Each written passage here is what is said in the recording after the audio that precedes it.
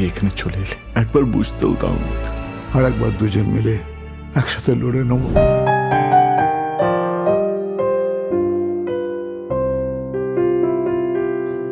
ক্রিসমাসে মুক্তি পেয়েছে দেবের মোস্ট অ্যাওয়েটেড ছবি প্রজাপতি 2। ছবিটা কেমন লাগলো আলোচনা করব এই ভিডিওতে। চলুন দেরি না করে শুরু করছি আজকের এই video. Hastalipi originals, the ultimate filmy dose. ছবিতে অভিনয় করেছেন দেব, মিঠুন চক্রবর্তী, ইদিকা পাল, জ্যোতির্ময়ী কুণ্ডু, এছাড়াও আরও অনেকে। প্রজাপতি 2 ছবির গল্প যদি ছোট করে বলতে হয় তাহলে বলতে হবে যে এখানে দেখাচ্ছে দেব লন্ডনে থাকে, তার ওয়াইফ ইদিকা পালের চরিত্র মারা গেছে, সে তার মেয়েকে নিয়ে থাকে। এবার বাবা অর্থাৎ মিঠুন চক্রবর্তী থাকে কলকাতাতে। কলকাতা থেকে সে লন্ডনে যাচ্ছে ছেলের বিয়ে দিতে। সে কি আদৌ বিয়ে দিতে পারে বা কি কি সমস্যার সম্মুখীন হয় ছেলে দেব এবং বাবা মিঠুন চক্রবর্তী, সেই নিয়েই এই ছবির গল্প। ছবির গল্প বেশ স্ট্রং। গল্প হিসেবে এই ছবিটা আমার ঠিকঠাক লেগেছে। সাবপ্লটগুলো একটু আমার দুর্বল বলে মনে হলেও গল্প কিন্তু বেশ ভালো লেগেছে। অভিনয়ের যদি কথা বলি তাহলে বলতে হয় এখানে মিঠুন, দেব এবং প্রত্যেকটা সাপোর্টিং ক্যারেক্টার যেমন অপরাজিতা আঢ্য, খরাজ মুখার্জি, কাঞ্চন মল্লিক প্রত্যেকে কিন্তু নিজের জায়গা থেকে খুব ভালো অভিনয় করেছেন।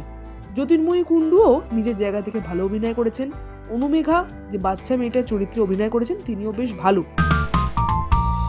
তবে ইদিকা পালের চরিত্রটাকে যদি আরেকটু স্পেস দেওয়া হতো আমার মতে তাহলে একটু ভালো হতো। এরপরে বলি লন্ডন শহরটাকে এখানে খুব ভালোভাবে দেখানো হয়েছে, তেমনই কলকাতাটাকেও কিন্তু খুব ভালো করে দেখানো হয়েছে। এখানে যে সমস্ত কমেডি সিনগুলো রাখা হয়েছে সেগুলো দর্শক হিসেবে আমাকে মজা দিতে পারে। এবং এই ছবিতে যে ভিলেনের চরিত্রে যিনি অভিনয় করেছেন অনির্বাণ চক্রবর্তী, তার অভিনয় কিন্তু আমার বেশ ভালো লেগেছে। ইমোশনাল মোমেন্টে দর্শকদের হার্ট হিটিং মোমেন্ট তৈরি করছে। দর্শক হিসেবে আমার ইমোশনাল মোমেন্টগুলো বেশ ভালো লেগেছে। এখানে যদি গানের ব্যবহার বলতে হয়, গানের ব্যবহার বেশ ভালো। ব্যাকগ্রাউন্ড মিউজিকের কাজও কিন্তু আমার বেশ ভালো লেগেছে। ছবিটাকে বেশ ভালো মতো এডিট করা হয়েছে, খুব একটা বোর লাগে না।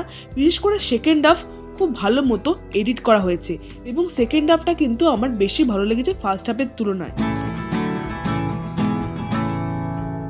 ছবির স্ক্রিনপ্লে কিন্তু বেশ টাইট এবং ডায়লগও কিন্তু আমার বেশ ভালো লেগেছে দর্শক হিসেবে।